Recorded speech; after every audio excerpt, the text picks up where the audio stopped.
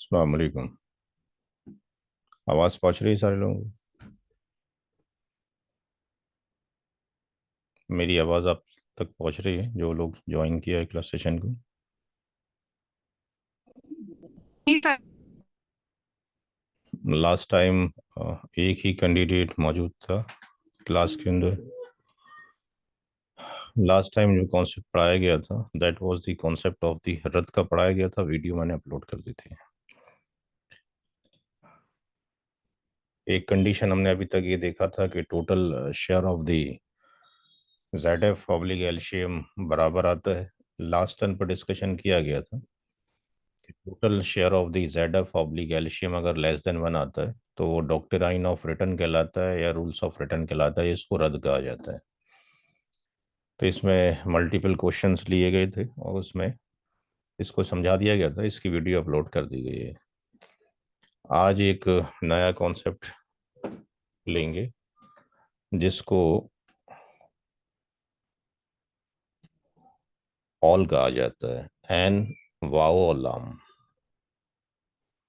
या इसको A W L लिख सकते हैं समझने के लिए। अगर डिस्ट्रीब्यूशन ऑफ इनहेरिटेंस अगर हम कर रहे हैं, जो भी हमने मल्टीपल क्वेश्चंस करे, उसमें अगर ऐसा होता है कि total share of Z F, जो स्टेप नंबर हम 2 में निकालते हैं, ऑब्लिक एलशियम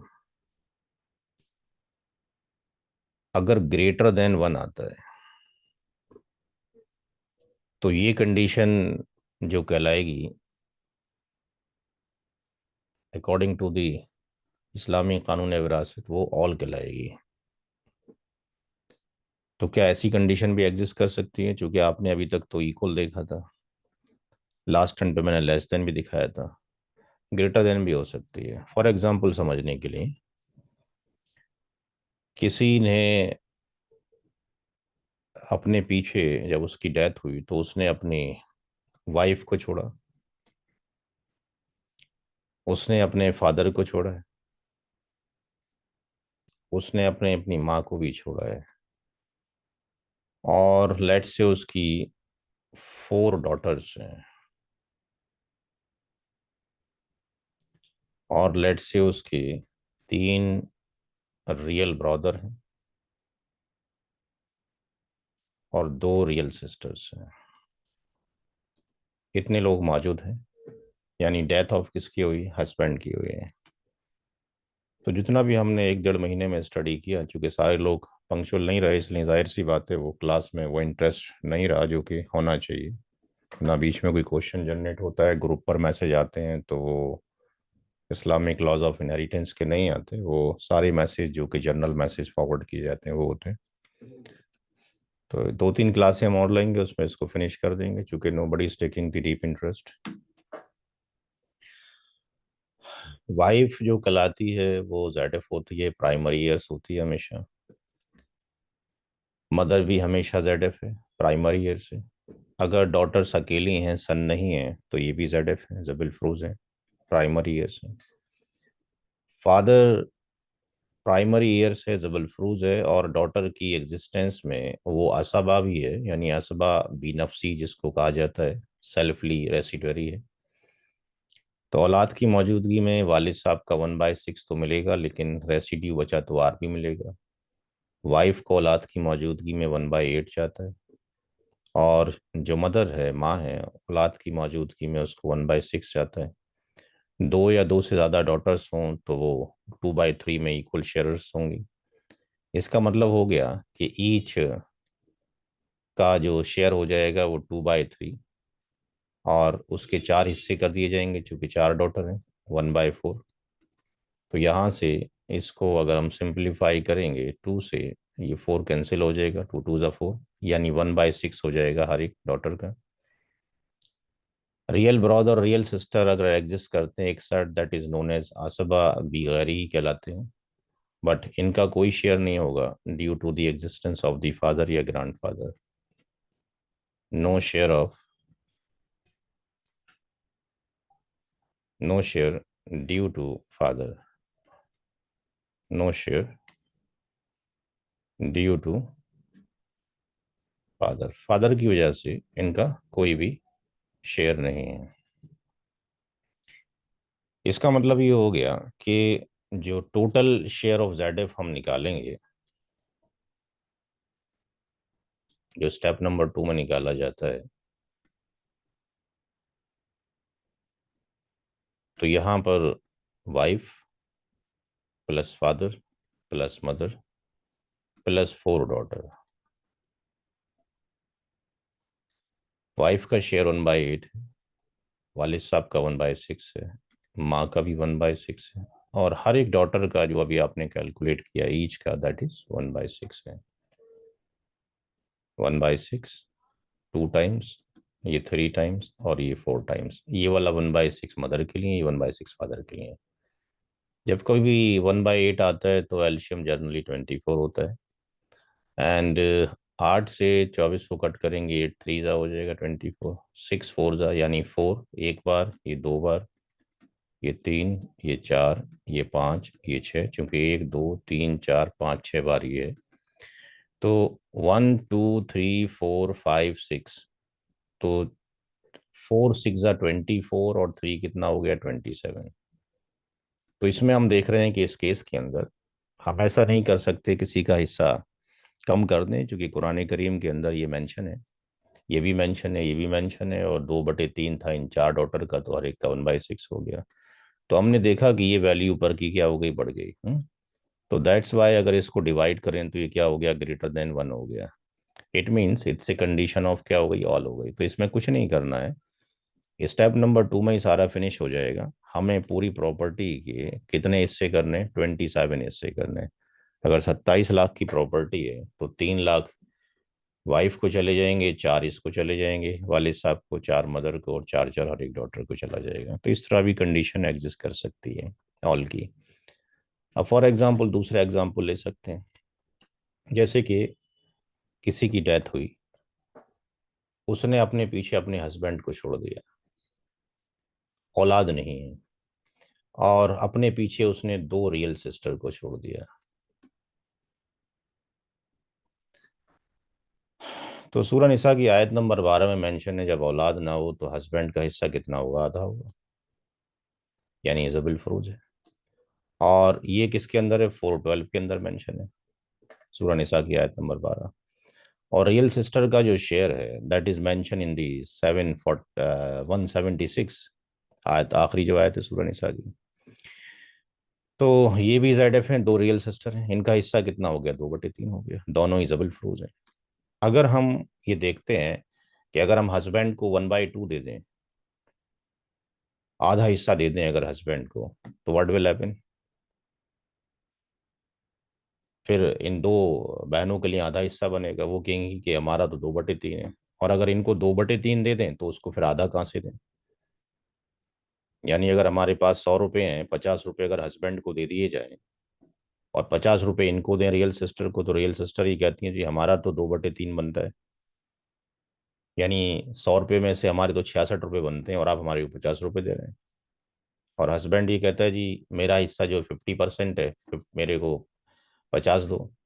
तो वहाँ उस अगर इनको 2/3 दे देते हैं तो उसको 33 रुपये चले जाते हैं। तो फिर प्रॉब्लम एग्जिस्ट कर रही है, तो फिर क्या किया जाए। तो इसका तरीका यही है, हस्बैंड हो गया और ये 2 आपके पास रियल सिस्टर हो गई, और ये 2 रियल सिस्टर हो गई। तो कंडीशन ऑफ जो एग्जिस्ट करती है, ये हम देखेंगे कि ये ऑल की कंडीशन एग्जिस्ट करती है। तो हर एक सिस्टर का कितना हो गया यहाँ पे, 1/3 हो गया, क्योंकि 2 सिस्टर का 2/3 है, तो हर एक का 1/3 हो गया। 1/3 प्लस 1/3 इक्वल टू 2/3 हो गया। हस्बैंड की शेयर की जगह हस्बैंड का शेयर लिख दीजिए 1/2। डॉटर की जगह, ये रियल सिस्टर की जगह पे इसका लिख दीजिए। एलसीएम 6 आ जाएगा, 2 3 ये 3 आ जाएगा, और 3 2 ये आ जाएगा। तो कितना आ रहा है, 7/6 आ रहा है। तो अगर फॉर एग्जाम्पल फर्ज कीजिए कि हमारे पास यहाँ पे 100 रुपये होते, तो अगर हस्बैंड को हम पहले दे देते तो हस्बैंड को 50 रुपये जाते, और फिर अगर इनको 50 रुपये जाते दोनों को, तो फिर ये ठीक नहीं था। तो उसको तो रियल हिस्सा मिल गया हस्बैंड को, और इनको आपके पास जो रियल है उससे भी कम मिल रहा है। इसी तरीके से अगर फॉर एग्जांपल अगर हम ये कर लेते कि 100 रुपीज में से रियल सिस्टर को 2/3 दे देते, तो इसका अगर 2/3 किया तो इसका मतलब तीन हिस्से बने, यानी 33 है जी। 33.33 और 0.33 और 0.33, तो इसका मतलब ये हो गया कि ये दो हिस्से तो किसको जा रहे हैं, इसको जा रहे हैं, तो इनको तो ठीक पहुंच रहे हैं। लेकिन भाई इसको तो ठीक नहीं जा रहा, इसको तो आपके पास 33 आप दे रहे हैं।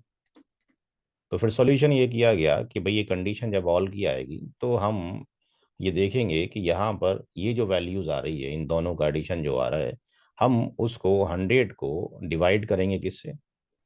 100 को हम डिवाइड किससे करेंगे, 7 से डिवाइड करेंगे। तो 100 को अगर 7 से आप डिवाइड करते हैं तो एक शेयर कितने का आता है, ये आपके पास 100 आ गया, और इसको आपने 7 से डिवाइड कर दिया, तो एक आ गया कितना, 14.285 आ गया।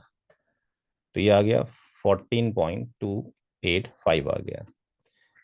तो अब हस्बैंड को 3 शेयर चाहिए, तो हस्बैंड को जब 3 शेयर चाहिए तो इसको 3 × 14.285 दे दीजिए।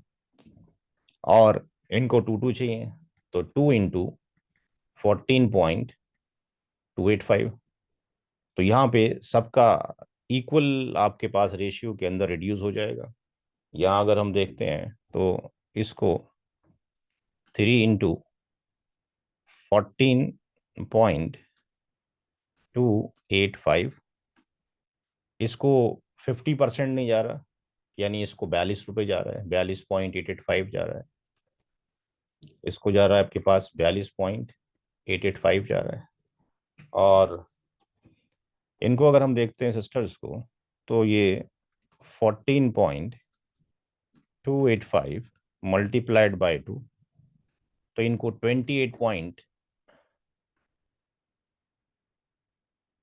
28.58 समथिंग जा रहा है। तो हर एक का उस रेशियो के अंदर रिड्यूस हो गया। तो यहाँ पे किसी को ना इत्तेफाकी नहीं होगी, क्योंकि यहाँ पर अगर 50 दे दीजिए था तो इनका इक्वल नहीं, इनको सही रेशियो में नहीं मिल पाता, और इनको अगर 2/3 के रेशियो में दे दिया जाता था उसको 33% मिल रहा था। तो अब यहाँ पर that is the procedure in case of the all, कि अगर वो ग्रेटर देन आपके पास आ रहा है तो जितने भी ये नंबर्स आ रहे हैं काउंटिंग में उतने पार्ट्स में उसको डिवाइड कर लिया जाए। आई थिंक समझ में आ गया होगा जो मैथ समझाया गया। जी, ये समझ आ गया आप लोगों को?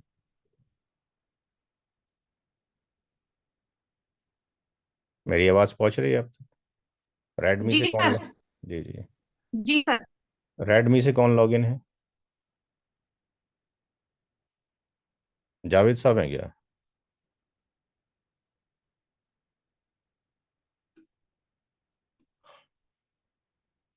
तो ये ऑल का कॉन्सेप्ट था, अगले हफ्ते हम डिस्कशन करेंगे। अभी तकरीबन 3 क्लासेस और लेंगे रमज़ान से पहले, अगले हफ्ते हम डिस्कशन करेंगे इस टॉपिक का, जो share of child to be born है, कि अगर डेथ के वक्त जो है वाइफ की प्रेगनेंसी हो या मदर की प्रेगनेंसी हो, तो किस तरीके से आने वाले नए औलाद का शेयर शरीयत ने रखा है, तो कैसे इसको कैलकुलेट करेंगे, इंशाल्लाह इसका डिस्कशन जो है अगली क्लास में करेंगे। फिर उससे अगली क्लास में एक टर्म होता है जिसको हम बोलते हैं मुनासका, इसमें मल्टीपल डेथ हो जाती हैं। और आखिरी क्लास में डिस्कशन करेंगे somebody wants to leave the inheritance on his या हर ओन, अपनी मर्जी से, तो क्या तरीका है। तो 3 अलग अलग टॉपिक है, उस पर अलग अलग हम 1-2 क्वेश्चन करा देंगे। बाकी वेबसाइट पे सारे पड़े हुए हैं, जिसको इंटरेस्ट होगा वहां से जाके वो इन्फॉर्मेशन गेन कर सकते हैं। आज की क्लास यहीं तक कि मैं इसको अपलोड कर देता हूँ। Thank you so much. अस्सलाम वालेकुम। वालेकुम सलाम सर।